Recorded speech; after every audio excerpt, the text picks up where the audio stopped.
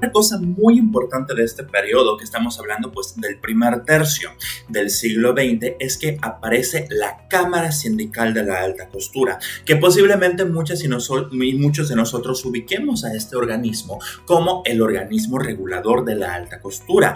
Técnicamente, y seguramente eso ustedes ya lo saben de otras clases que han tomado más introductorias de esta licenciatura, tú no puedes utilizar el término alta costura al ahí se va, sino que tienes que ser aceptado y regulado por la Cámara Sindical de la Alta Costura de París, quienes son los que regulan todo esto, ¿no? Casi que la alta costura es como el tequila. Así como el tequila, si no se hace en las zonas denominadas de México para fabricar tequila, legalmente no se puede llamar tequila, se tiene que llamar licor de agave. Lo mismo pasa con la alta costura, ¿no? Cualquier persona puede hacer vestidos hechos a la medida, cualquier persona puede hacer vestidos hechos a mano, cualquier persona puede hacer vestidos sobre encargo, pero para ser denominado como alta costura, sí o sí, tienes que ser aprobado y tienes que ser regulado por esta cámara sindical, que hoy en día no se llama Cámara Sindical de la Alta Costura, se llama Federación de la Alta Costura y la Moda de París. Ese es otro tema, pero en este momento se llamaba Cámara Sindical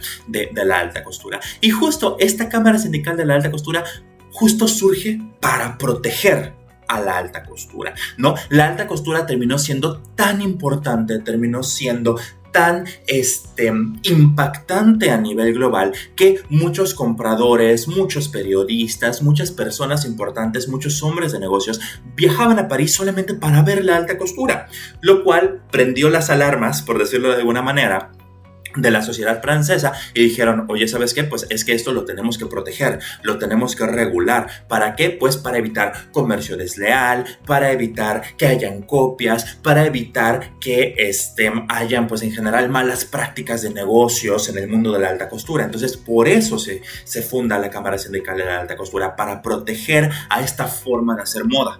Principales objetivos de la cámara eran, número 1, programar las colecciones, ¿no? Y cómo se mostraban. Número 2, evitar la proliferación de mercancía no autorizada. Y número 3, evitar la imitación. Ante todo, eso era lo que querían conseguir. Bueno, si avanzamos un poquito más y llegamos concretamente a los años 20, a la década de 1920, un estilo que marcó una parte muy importante de la moda es el famosísimo estilo a la garzón, ¿no? Que su traducción al español vendría a ser algo así como vestirse como chico, estilo a lo chico, ¿no? Esta forma de vestir era muy caracterizada porque las mujeres siempre iban con el cabello corto, utilizaban diferentes sombreritos sumamente ajustados en forma de campana, utilizaban vestidos rectos con cintura baja, o sea que le daban mucho énfasis al área de la cadera. Estos vestidos o las faldas que utilizaban precisamente llegaban hasta la rodilla y en general tenían una apariencia sumamente andrógina, ¿no? De ahí que el estilo a la garzón fuese tan importante. Este estilo fue, digámoslo, reconocido por el público general, ¿no? Gracias a la Exposición Internacional de las Artes Decorativas e Industriales Modernas que se celebró en París en la década de 1925, en el año de 1925, y la gran diseñadora de moda que es asociada con el estilo a la garzón, ¿no? Y con estos vestidos un poquito más andróginos, definitivamente es Gabrielle Chanel.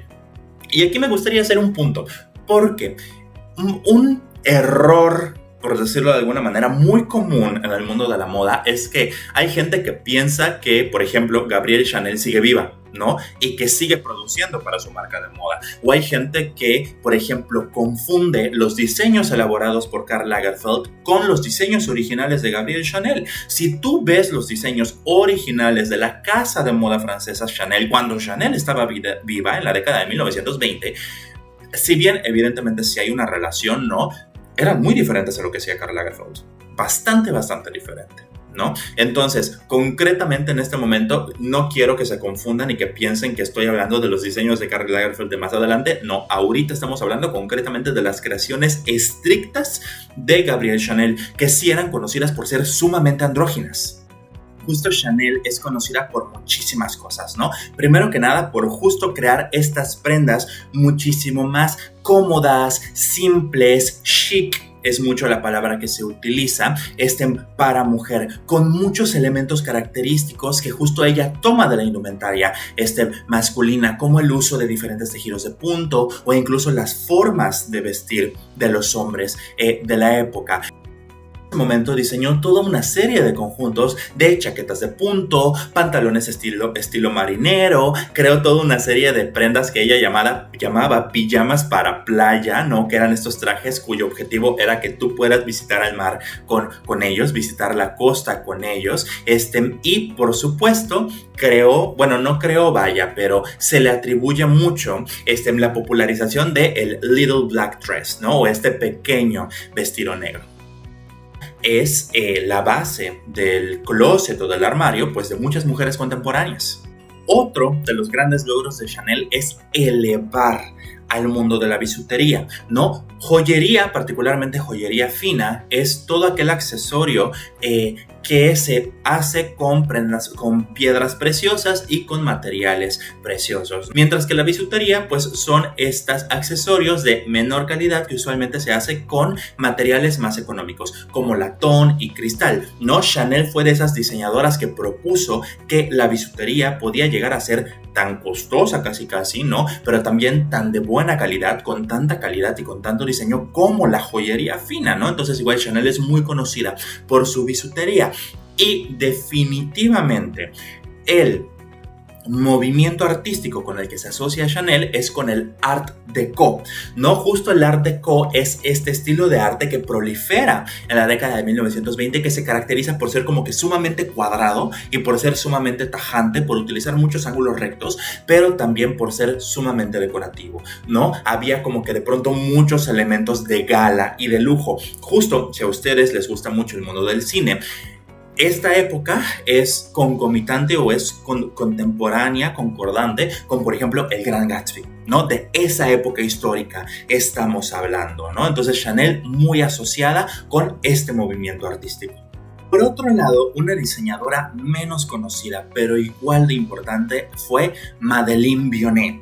Madeleine Vionnet es conocida por las expertas y los expertos en historia de la moda como la gran arquitecta de la moda, porque a diferencia de Chanel, que ella mucha de su innovación tuvo que ver con utilizar o agarrar elementos de la indumentaria masculina para volverlos elementos de la indumentaria femenina, o a diferencia de Paul Poiret, que él agarró elementos de otras culturas para traerlas a Europa, Madeleine Vionnet, muchas de sus innovaciones tuvo que ver con el patronaje, y tuvo que ver con el corte, y tuvo que ver con el armado de prendas. Entonces Vionnet es muy famosa porque ella crea toda una serie de elementos técnicos y de producción de moda que al día de hoy seguimos utilizando, ¿no? De ahí que a Madeleine se le conozca como esta gran arquitecta del mundo de la moda, ¿no? Y definitivamente su principal aportación es el famosísimo corte al bies, que estoy seguro que ya vieron en diferentes clases de confección, pero hubo un momento en el que cortar al bies prendas no era normal, o sea, no era lo común, con todos los beneficios que trae el corte al bies, no se hacía, ¿no? Y sin embargo Madeleine Vionnet se da cuenta que el corte al bies trae toda una serie de características que permite mejor fitting, mejor caída, ¿no? Diferentes tipos de arreglos en las prendas, y es que ella decide empezar a utilizar este método de cortar todas las prendas al diagonal. Entonces Madeleine Vionnet, muy famosa por su corte al bies. Esa fue solamente una de las grandes innovaciones de Madeleine Vionnet. Ella fue súper conocida por sus cortes circulares, sus cortes con incisiones, sus cortes con inserciones triangulares, el uso de godetes, ¿no? Por sus escotes estilo Harley, por sus cuellos estilo Koguya, y también por, similar a lo que hacía de pronto Poiret, pues hacer muchas prendas inspiradas por la indumentaria japonesa, ¿no? Particularmente la construcción del kimono fue una gran inspiración para Madeleine Vionnet, y también hacía muchos vestidos que estaban realmente conformados de una sola pieza. Entonces, a nivel arquitectónico, a nivel de construcción, Madeleine Vionnet en su momento fue una verdadera genia del mundo de la moda. Bueno, seguimos avanzando en la historia de la moda. Ocurre la Primera Guerra Mundial, ocurre la Gran Depresión, ¿no?